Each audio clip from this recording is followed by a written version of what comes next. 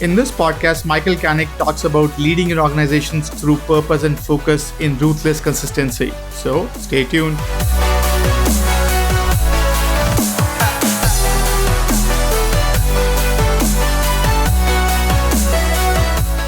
So welcome everyone to Work 2.0 podcast. Today we have with us Michael Canic. He's the author of Ruthless Consistency: How Committed Leaders Execute Strategy, Implement Change, and Build Organizations That Win.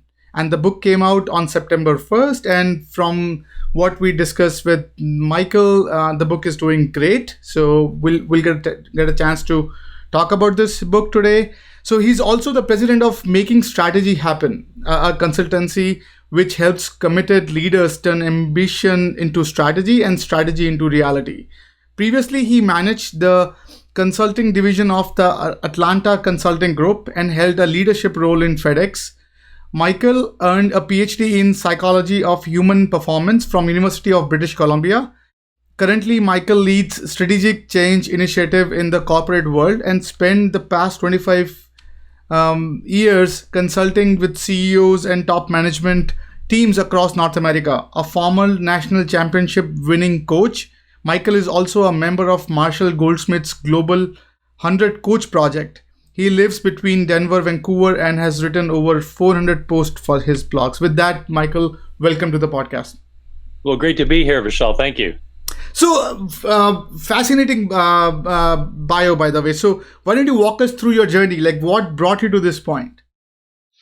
Well, originally I thought I would be a professor. I liked academia. Studied, psychology of human performance. Was just fascinated about the, how psychology impacts how we perform. And it was based on sports performance early on because I played sports and played football, coached football, was very interested in it. Started looking for something more applied. So I got into the outside world and found out that everything has to do with performance. So very serendipitously, it turned out that what I had studied was very applicable. So that got me into the world of performance. Spent several years with FedEx in a couple of roles, ultimately overseeing service quality in a district. And that really introduced me to the idea of how do you implement a major strategic change initiative? What are the pitfalls? What are the things that drive success? What are the things that inhibit success? So that was my first real experience with strategic change. Got into the consulting world shortly thereafter, as I had a colleague who was in it and was always talking about these very interesting projects he was working on. Got into consulting, and that's when I discovered, Vishal, that this is what I'm meant to do. And love the consulting, love helping companies, turn ambition into strategy and strategy into reality. And my psychology background, the human performance background, my coaching sports background was all wonderfully applicable to what I do now, which of course is helping, mid-market companies, execute on their strategic change, strategic ambitions. Interesting. And so walk us through Making Strategy Happen. So what's that organization and what do you do through that? Great. So Making Strategy Happen, which is our company, our goal, our purpose is really helping create organizations that are focused, aligned, disciplined. So it's for leaders who are committed, leaders who are really committed to growing their companies, to achieving their strategic goals. That's what we do. We focus only on leaders who are committed, and we spend time at the front end, trying to determine what is that level of commitment, because we have the biggest impact when we can partner with committed leaders. So the bulk of what we do is consulting work. I also do about 30 speaking engagements a year, whether that's large venue events, which of course we don't see as much of right now. I also do a number of smaller venue events for an organization called Vistage, which is the world's largest organization of CEOs and senior executives. I've done many presentations, several hundred with them. And in Canada, Tech Canada is the equivalent organization. So I do a lot of talks for CEO and executive groups. So consulting and speaking, and then as you said, I have also posted around 400 blogs. So we generate lots of content as well, all focused on making strategy happen. And where could users find those blogs? Like, which do you have a blog that you maintain somewhere? Absolutely. So those are all on our website, which is makingstrategyhappen.com, under the Okay. resources section, you have access to blogs going back like 9 years, that all deal with, developing the right focus, building the right team, creating the right environment. Interesting. And by the way, while I was reading about your background, the fascinating thing was your journey. So you have a doctorate in performance management. Then you went into sports, led a team to national championship. Then you sort of you did your corporate juggernaut stuff as well, and now you're helping businesses with the strategic goal. What are some of the stark similarities or differences that you have encountered across these totally different roles that you have worked on? It's a very good question. And the similarities in terms of success is that whether to be successful in business, in sports, in the corporate world, the consulting world, it really doesn't matter. In any field, it all starts with having a real clear focus. What are we trying to achieve? Why is it critical? How are we going to achieve it? So it all starts with that focal point of, a purpose, goals, expectations, the why, the what, the how. And without that, you can imagine that people's efforts are diffused in all sorts of directions. So that's really the starting point. The next commonality is you have to have the right team, and while we can develop people, we want to develop people, we want to grow them, it's critical to get the people who have the right traits, skills, experience to be successful. And then the third commonality is, as leaders, we have to create the right environment to help those people perform at their best, to make sure they're engaged. And those two key words have to go together, engagement and performance. We have to build cultures that promote both engagement and performance. And when we create an environment that supports that, then as an organization, we can win. Interesting. And spend few more minutes on the team aspect of things, right? So I think when we talk about sports, it's basically, it's not the individual star power, but also how they can gel together in a cohesive team. And similarly, the corporate juggernaut is no different there. So walk us through some of your best practices or your thought leadership into how do you identify that mythical magical team that will help you win, say, a national championship. Right. And team really is the key word. And as coaches, we always used to say the best players don't necessarily make the best team, but the best team usually wins. So it's critical. So as a leader, the first thing we have to do is emphasize team from the outset. And it's not just about individual performance, but it's about the team. The reason that's important is that sometimes we may have to sacrifice in our individual areas for the best of the team. For example, a manager, a leader in one division may not get the budget that she or he wants because those funds are better allocated to another division. But if we're playing for the big team, then we recognize that to win, that makes sense. And when you play a team sport, you're used to sacrificing, you're used to playing your role for the benefit of the whole. So I think early on, it's very important that leaders, emphasize that notion of team. Next, when you're selecting people into the organization, don't just look at can they do the job? Have they done the job? Look at how well do they fit? Will they fit with others? Because we've all seen situations, Vishal, where you have people who are great individual performers, very talented, very skilled, but either they can't get along with people, their egos are out of control, they're selfish, and it poisons the culture. So next, we have to make sure we're really selecting people who are team-oriented players. Finally, we have to make sure that when we're reinforcing and recognizing, the efforts that are made, we have to recognize everybody's contribution to the team. So even though, the salesperson perhaps landed a big sale, they couldn't have done that without, say, the procurement people getting the right partners for, to make that bidder estimate. They couldn't have done it without the admin people putting together a first-rate looking report. So it's just very important that you recognize everybody's role in contributing to successes, and that contributes to team as well. Interesting. And in your journey, what are some of the common misconception that you have heard or you have seen companies uh, sort of hanging on to when it comes to building a star power team? We'll resume after a short break. This part of the podcast is brought to you by First Friday Fair, fastest AI powered way to find your next opportunity. Check out the website firstfridayfair.tao.ai and find your next dream job. Let's get back to the podcast. Yeah, probably the biggest one I see is when leaders don't consider both performance and conduct. So let me give you an example. We have the performance of a salesperson, let's say, who is a top salesperson. They bring in a lot of revenue. So on performance, they're top, right? 100 out of 100. But when it comes to their conduct, maybe they bully people in the office. Maybe they push them around. Maybe they're disrespectful, trying to get their way. Well, they're very good on the performance side, very poor on the conduct side. Leaders sometimes will turn a blind eye to conduct and justify it based on their performance. In my world, those are both independent and there needs to be a minimum standard of each. So poor conduct is not excused by good performance any more than poor performance is excused by good conduct. You need both, and they both need to be at least a minimal standard. That's probably the number one thing that undermines team that I see, where leaders excuse poor conduct and rationalize it based on good performance. Interesting. Now let's talk about the book, right? So Ruthless Consistency. Why write this book? Why write this book? Because failure abounds.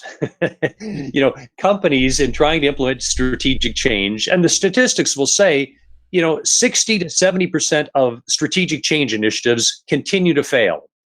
An article in Harvard Business Review, looked back as far as the 1970s and found that in the last, 40, 50 years, it's been pretty much the same. So failure abounds. The question that really captivated me was why? Why so much failure? Why do these things fail? We have good intentions. We have good ideas, but executing is the hard thing. When I started looking at, and researching why do strategic change initiatives fail, at first I thought, well, maybe there's a silver bullet. If we do a good job of training people, they'll succeed. Or if we do a good job of communicating or of setting goals. What I discovered was that there is no single thing that reliably predicts success. What I discovered was that everything matters. Everything sends a message. The companies that are successful at executing make sure everything is pointed in the direction of winning. Their communications, their resource deployment, their training, their feedback, their guidance, their processes, their structure, everything points in the right direction. So I wrote Ruthless Consistency really to capture why do so many strategic change initiatives fail, what you need to do to succeed, and how you need to do it. So I provide a lot of tools and models and concepts and practices to help leaders apply the principles of ruthless consistency. Interesting. And what are some of the findings that you surfaced when you were researching for writing the book?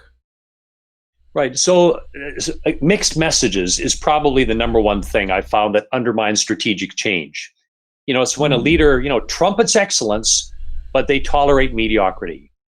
When they say we're going to shoot for the moon, but they don't provide the resources to get there. When they talk about how important customer service is, but then they make a decision that's just for the financials and undermines customer service. Mixed messages demotivate people. They confuse people, they kill leaders' credibility, and they undermine strategic change. The real core premise there is that it's the mixed messages that do us in. Interesting. And that's fascinating. And what are some of so when we talk about ruthless consistency, like what are some of the misconception or some of the shortcomings that you found that company has about their perception? Because everyone say they're consistent, right? So it's very hard to tell someone, hey, no, you are, like, your action and your sort of scripts are not matching up. So walk us some of the misconceptions there. Sure. Probably the number one is that consistency means robotic repetition, doing the same things mechanically the same way all the time. That's what we mean by consistency. That's not what I mean by consistency. What I mean is a ruthless consistency of purpose. consistency of purpose, an unwavering commitment to purpose, so that everything we do, and that might be innovative and creative and varied, all those things are consistent with our overriding intentions, with our overriding objectives. That's what needs to be consistent. So it doesn't mean doing the same things the same way all of the time. You may need to do this, different things, different ways, all to serve that common purpose, all to be consistent with that purpose. So that's probably number one, what's meant by consistency. Number two, when I say ruthless, it's not meant to be cold-hearted or cruel, or to look at people as no more than the objects of production. What I mean really is this unwavering commitment. So again, you're ruthless in your commitment. You're absolutely committed to, unwavering in the commitment. And to execute on that requires that you engage the human spirit, not that you squash it. So ruthless consistency means, again, being absolutely aligned, relentlessly aligned with that purpose, making sure everything you do is consistent with it, as varied or creative or innovative as that might be. Interesting. And I think so.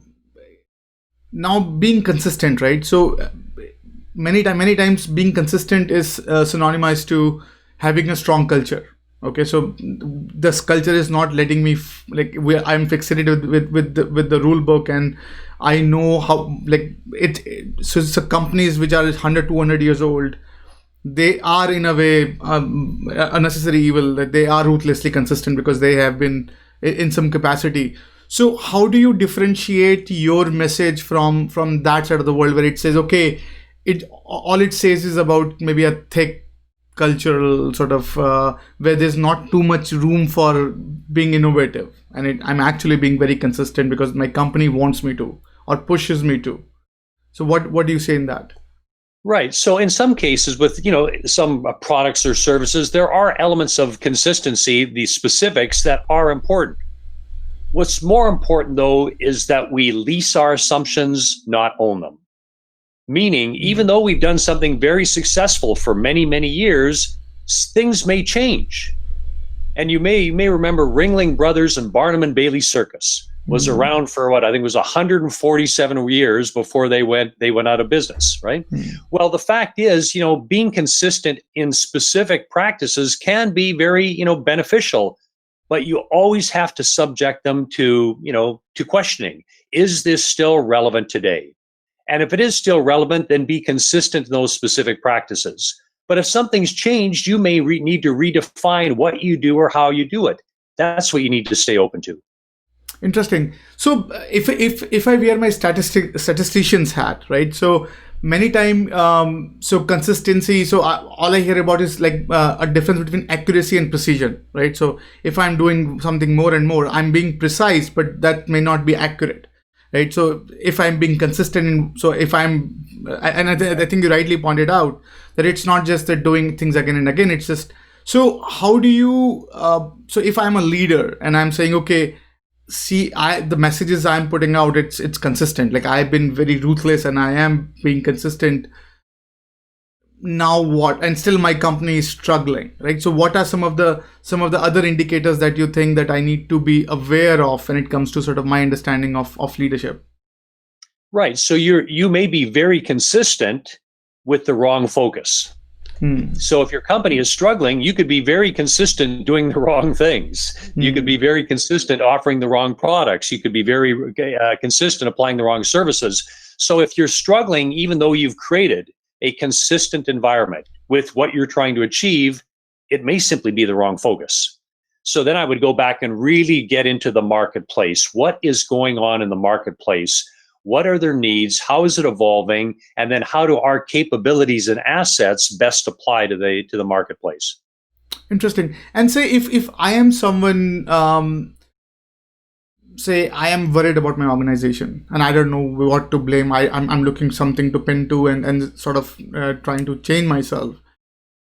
What's your litmus test for leaders today that they say, okay, maybe it's the consistency, or it's the messaging that I'm pushing out, or it's my way. Like, what are some of the tests that you suggest to leaders can take so they say there is something that needs to happen? We'll resume after a short break. This part of the podcast is brought to you by First Friday Fair, fastest AI-powered way to find your next opportunity. Check out the website firstfridayfair.tao.ai and find your next dream job.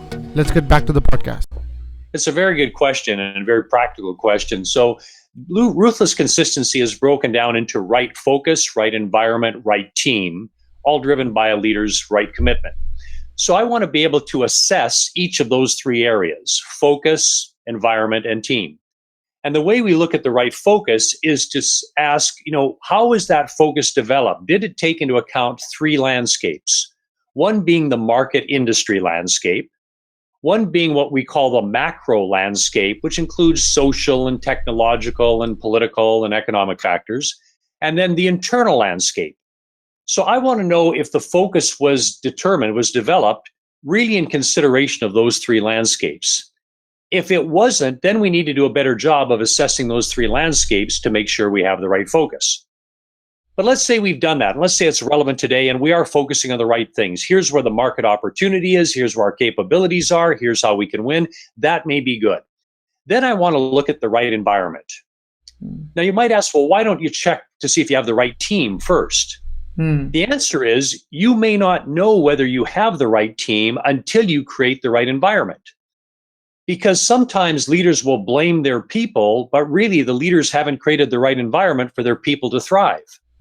So I like to go to the environment next and say, okay, have we created the environment in which everything is aligned with our focus?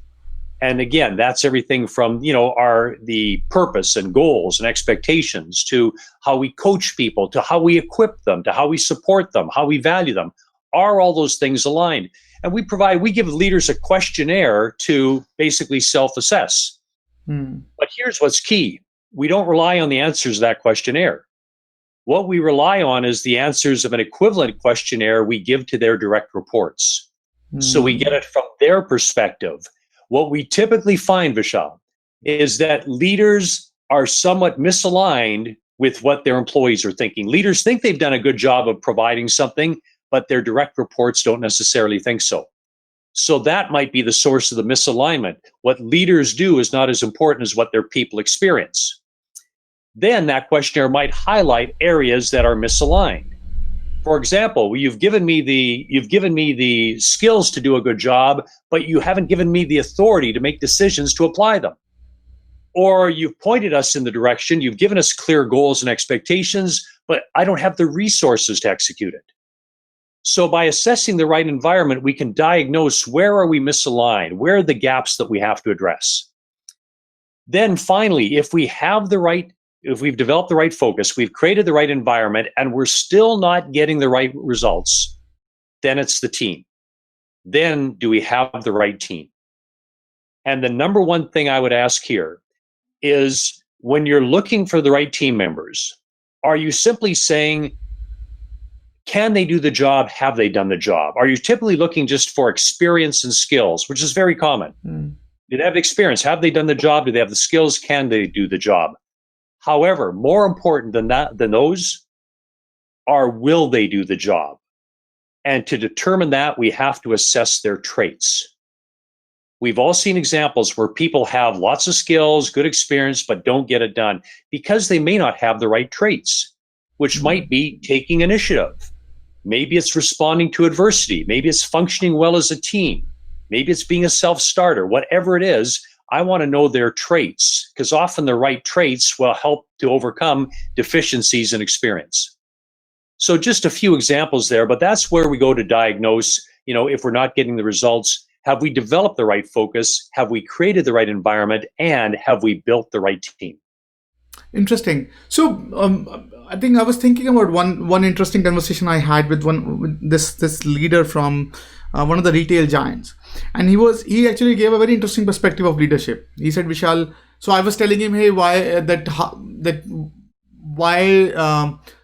leaders they don't act like coach and not really a manager. And he was telling me, Vishal, it's basically for any leader, or at least for people like, if I look at my job role, it's a shifting slider between being a coach vis-a-vis being a manager. Sometime I need to be a manager, sometime I need to be a coach, and I just have to slide and figure out when I need to be what.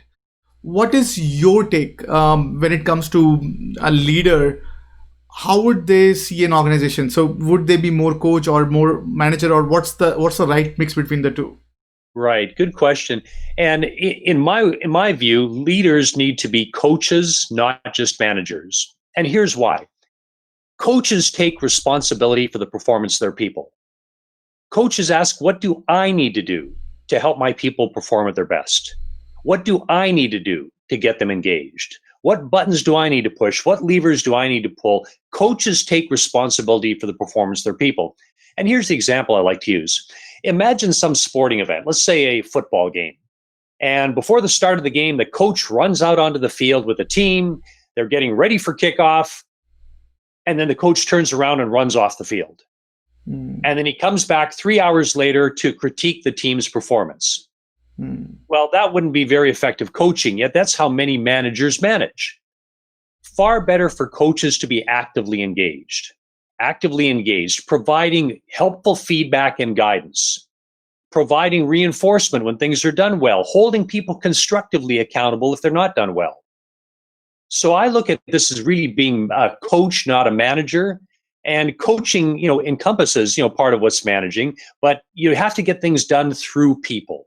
It's not about you as a leader, it's through you. So it's got to be done through people. So you've got to be a coach. And I think that mindset is very helpful in helping leaders think of what their responsibility is in helping people perform at their best. Interesting. And say if I'm a leader and I've been asked to lead an organization that is in my playbook doing everything wrong, right? So it's basically down the tubes and it's very difficult. The management is not very agile when it comes to understanding, and they are bound by their own sort of their demons and their practices and their culture. And I am now asked to manage and lead that organization. What would you suggest to those leaders? Like how would my ruthless consistency help your practice perform better? Right. So it starts with the right focus. A new leader coming in wants to know, what is the focus of that organization? So what is the overarching purpose? What are the goals we need to achieve? And then how does that translate into individual expectations? So it really starts with that clarity around purpose. And if you don't have that, that's where you need to start. Now, if you have that, I want to know then, do people understand that purpose? So it's one thing for a leader to have it, but another thing for his or her people to have it. So I want to make sure I'm communicating that. I want to check in with them. Do they understand what we're trying to accomplish? Why? What purpose that's serving? What their role is? So I want to keep reinforcing that. Then I want to look to the right environment. And I want to ask, have we equipped people to be successful? Do they have the knowledge, the skills, the resources, the authority? Do they believe they have it? Then, do they believe they're getting the feedback, the guidance, the reinforcement, and the accountability? Have we aligned our processes, our policies, our structure, our infrastructure to support them in getting the job done? And then, do I value them as individuals? And do they feel valued? And this is very important, Vishal, that we, as leaders, we let people know that we respect them, we trust them, and that we care about them as individuals. And when we do that, we're much more likely to get their engagement. So the right environment then is really what I want to focus on. Make sure all the arrows are pointed in the right direction. Everything is clear and unambiguous. This is what we're trying to achieve. So it starts with focus, but then environment. Then, of course, you'll know, do I have the right team? Interesting. Fascinating. And thank you for walking us through that. So now consistency itself is, it's very converging in focus, right? So it basically means it's limiting, right? So how would you say balance the innovation and being disruptive and sort of being innovative part of the business when you say, okay, we should be ruthless consistent? Like, how do you balance the two? We'll resume after a short break. This part of the podcast is brought to you by First Friday Fair, fastest AI-powered way to find your next opportunity. Check out the website firstfridayfair.tao.ai and find your next dream job. Let's get back to the podcast. Good. How do you reconcile? I'm happy you asked that because this is a question that often comes up. Think of it this way. If you're in a high-tech industry where things are changing very quickly, to be consistent with your overall purpose of thriving as a company, of being successful in the marketplace, you have to innovate. You have to be creative. So innovation is a necessary element that, that contributes to your success. You have to consistently innovate. You have to consistently look at what are new, needs that we need to fill. What are new features or benefits we have to provide? So innovation, is something that needs to be done consistently in many industries. So that's, again, not counter to the idea of being consistent. That absolutely is what fuels that consistency of purpose. Because again, when I say ruthless consistency, it's a consistency of purpose. What are we trying to achieve? Are all of our actions and decisions aligned with that sense of purpose? Okay. And so now sort of deviation in purpose, right? So so if again, so I think last I was talking to one of the executives, his company went from, say, public trade company from $70 trading to $3, and then he was invited back to the company and trying to fix that company, and he was talking about all the undoing that he needs to done, like he needs to do to bring the company back. And it was, so from your vantage point, if you see a shift, like how much shift is too much shift from your point of view? Like how do you reconcile that? Okay, we don't want to be keep on rolling. There has to be some element of growth and consistency of that scale. Like what would you say? So if I understand your question, the reality is that people can only absorb so much change in so much time. So we have to be sensitive to that. And we see when we throw too much change at people too fast, they can't cope, and then you see dysfunctional reactions.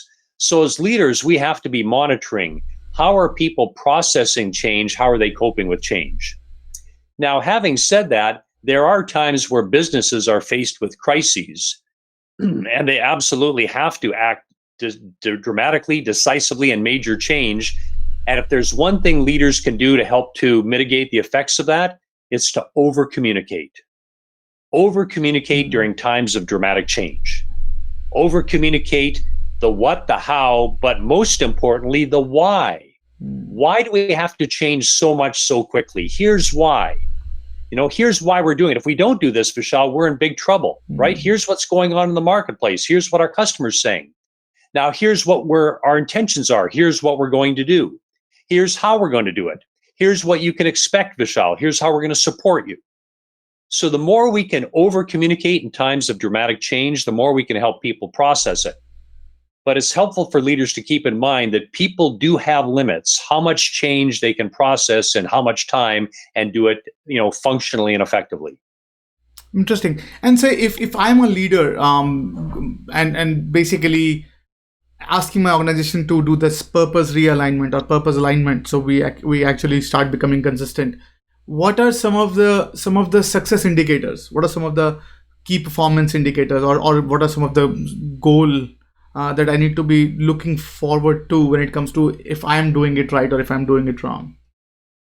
And the best form of indicator is getting with people to get their informal feedback and ask them, what are you missing? What's not working here? What do you think are some of the problems with our implementation? How could we improve things? Too often, I think that leaders put pressure on themselves that they have to figure it out themselves because they're the leaders. In times of change, make sure you engage your people. Not only will that, overcome some of your blind spots and give you some practical insights as to what needs to be done, but the added benefit is it will engage them. They will feel now that they are part of the change. The change is being done with them, not to them. Interesting. And say, I think right now, if you look at organizations, most of us are looking through our own transformations, right? So most of this is whether it's like technology that we are relying on, whether it's socioeconomic condition, and right now something like COVID, right? So we are all massively transforming, and we are in this territory of unknown, where we don't know whether our vendors are okay, we don't know whether our clients are okay, we don't know whether our employees are okay. And when you are in this shaky ground, Like, how can you be consistent, or how can you be how you can hold on to the purpose when a lot of things, you're pretty much like a someone in dark trying to figure out where should I walk. Right. So again, it comes back to that focus. Now is the time to refocus because truthfully, your plan, your 3 year strategic plan, for example, may be irrelevant today. So what I'm emphasizing with my clients is that this is the time to refocus and realign. Refocus with the changing market, the changing reality. What is it we need to accomplish? And then realign your environment, your people, your culture to make sure you achieve that. So, that consistency of purpose and consistency of alignment is not more important now than ever.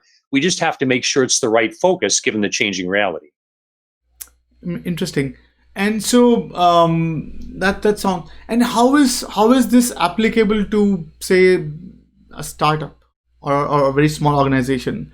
How would, because again, so we are almost like a jungle gym. We do things every day. We just every day put out our daily fights and daily fires.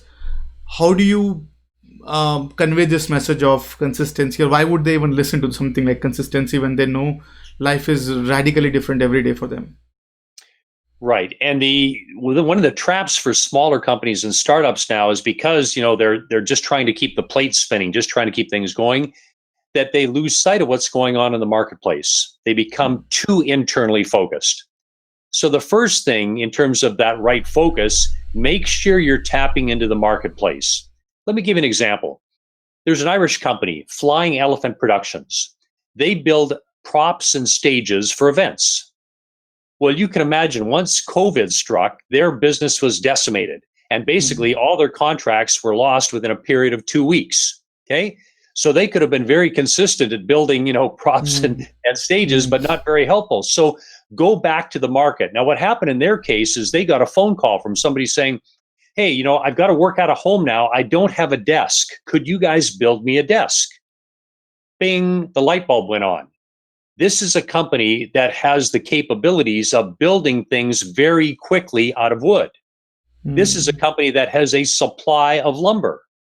The market needs desks. Well, what happened is they built the desk. One turned into two turned into three, and within a month, they had built and sold 2,000 desks. So they had to refocus given the new reality. But once they refocused, they had to realign their processes, their people, their systems, all to be very consistent with that new focus. So again, ruthless consistency now more than ever is critical. If you're refocusing your business, you had better make sure that everything you're doing is realigned with that new focus. Interesting. And from your vantage point, so this is one of the role model companies. What are some of the other examples you can quote on some role model companies that fits in this idea of being ruthlessly consistent and like with the message of focus and purpose? Like, what are some of those organizations? Right. Well, what comes to mind is Amazon, which is a big company here.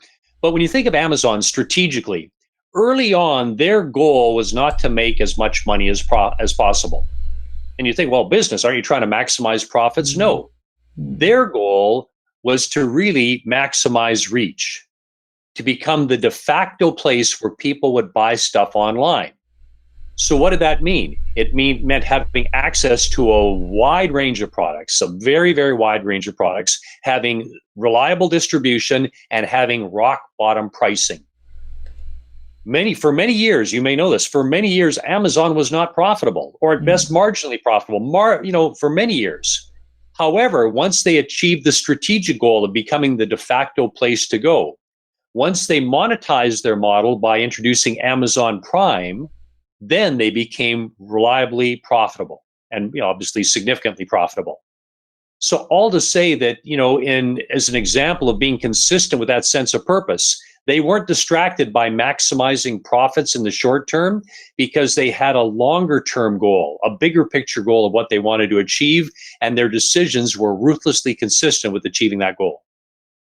Interesting. And this idea of working on the purpose and focus and being sort of ruthlessly consistent on sort of building that, is there, so if I am, say, running towards the cliff, Okay, so things are good. It's growing rapidly. How is this strategy help me address that, or help me save myself if I'm sort of putting something, I'm going somewhere in a wrong direction? How would this strategy help? So I'm not sure I understand. You're saying if things are going well at the moment, but you've got the wrong If strategy? Right, so if suppose my wrong strategy is leading to right results, how would Right. this, like, what do you say?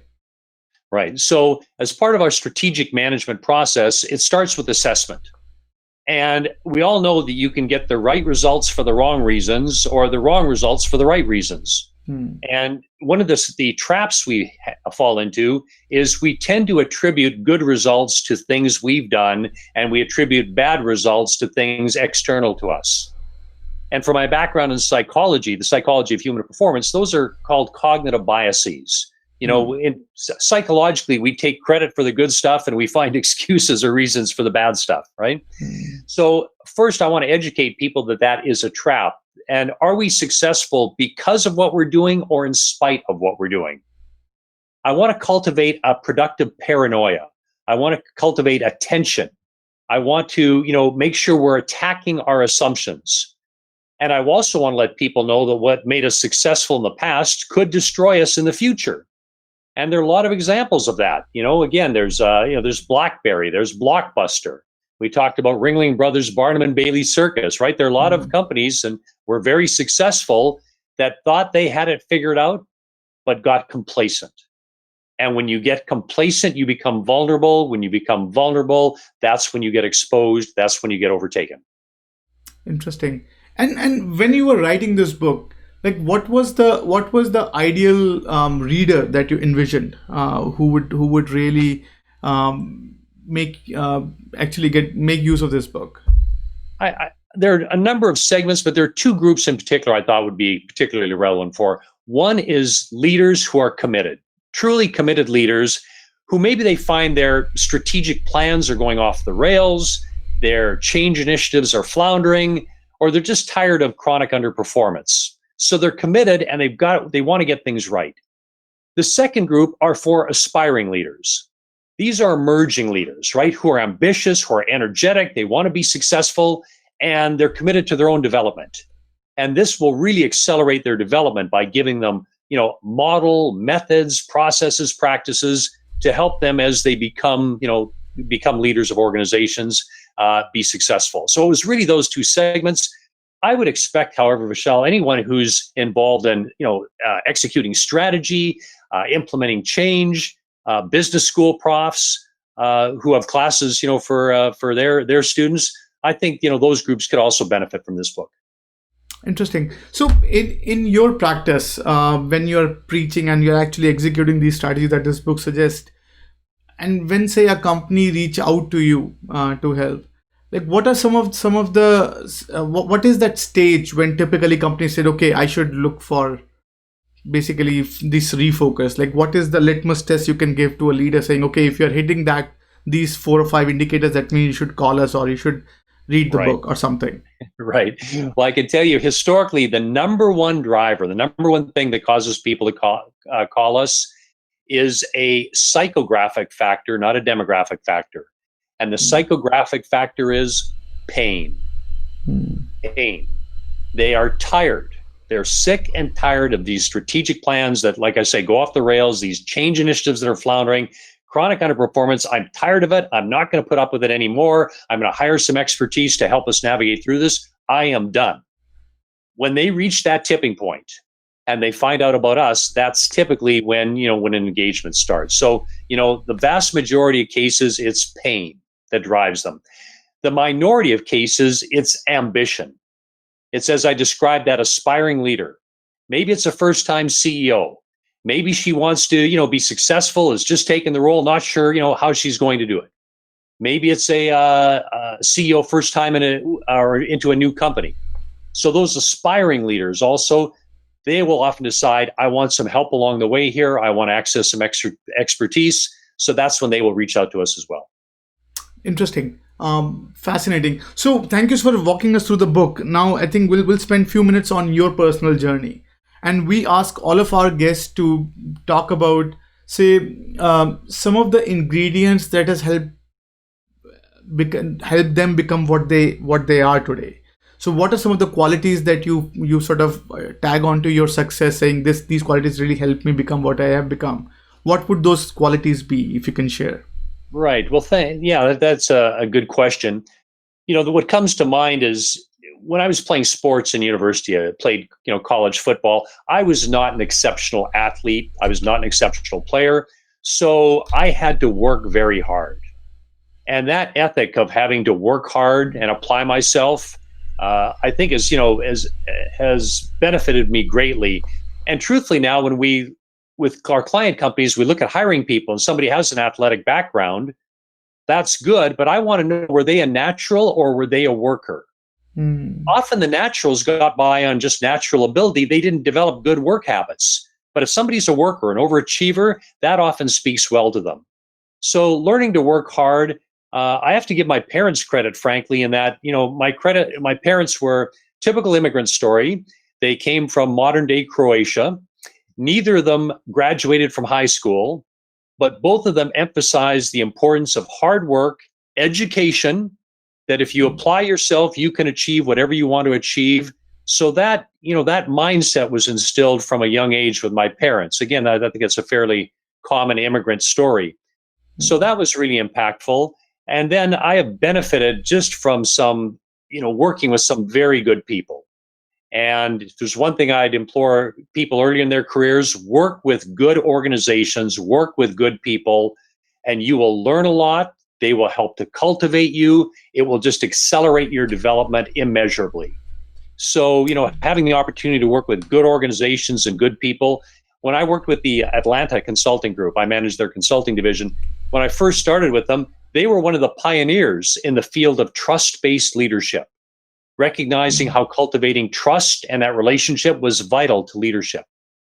So having the benefit to work with some good people as well has made a difference. So I think those are some of the key things. The work ethic, my education pointed me in that right direction. From the playing and coaching, all of those things I think were critical.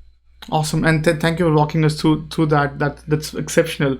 So we ask all of our guests to even talk about some of their favorite books that they have read that really have influenced them, or that they're currently reading. Like, what would be some of the books that you want to share with our listeners and viewers? Well, that's a great question. Yeah, and I do have some favorites. And if you go back to, from a while back, there was a book called The E-Myth Revisited by Michael Gerber, which was really a classic book for, how entrepreneurs transcend that kind of startup phase to become a mid-market company. A very good book, still relevant today. So The E-Myth Revisited by Michael Gerber. A little known book called Why Employees Don't Do What They're Supposed to and What to Do About It by Ferdinand Fernese. That was a great book on really starting to understand how you create alignment with your people. The book Over Your Shoulder, Leading Change by Cotter, is one I've referred to many times as well. That's one I like. And then Blue Ocean Strategy. I really like the work that was done in Blue Ocean Strategy, and I think that does a very good job of capturing, innovation, creating the right environment, value innovation with some very good and diverse examples. I think that's an essential read as well. Awesome. I think this is all great, great reads, and thank you for sharing that. So now, as a last question, we ask all of our guests to talk about. So, if you want our listeners and viewers to take away something from that conversation, like, what would that be? What would be your parting thought to our listeners and viewers? The parting thought would be this: stand in front of a mirror and ask yourself, how committed am I to success? There's no right or wrong answer. Just be very honest with yourself. How committed am I? How committed have I been? And then answering that question, then what do I intend to do? And if you're a committed leader, and you're truly committed to success, and you need, you want some help, some resources to help along the way, then I think Ruthless Consistency is a book that can be a big help to you.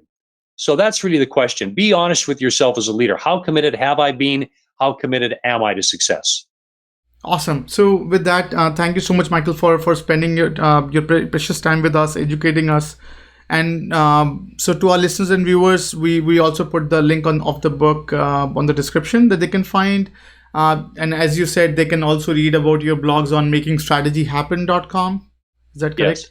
Okay, Yes. and they can read it, your work there as well. Do you have any Twitter handle or anything that they can find you? Do I have what? Sorry. Do you have a Twitter or something as well? Oh yes, yeah. Michael Canic. Yeah, Okay. for LinkedIn and Twitter, Michael Canic, Canic. Yeah, feel free to reach out on both. Follow me on both. As you said, there's a blog, lots of blogs and resources on our website. You can also order the book off the website, so it's all available at makingstrategyhappen.com. Thank you so much, Michael, and wish you nothing but success in your book. And we wish to have you back anytime in the future, talking about maybe the sequel to this book or the success from this book. Thank you so much. It's been a great pleasure. Thanks, Vishal. Thanks. I thought I was sick of home, but actually I was homesick. Never really knew that I would have to grow up so quick. I'm so uncomfortable, don't know anybody here. Just a couple dudes that I met once, that's it. And I go into the booth feeling nervous. Got butterflies in my stomach like I'm so worthless. Is the mic on? I don't know how to work this. Inside I'm breaking down, I hope I'm not up on the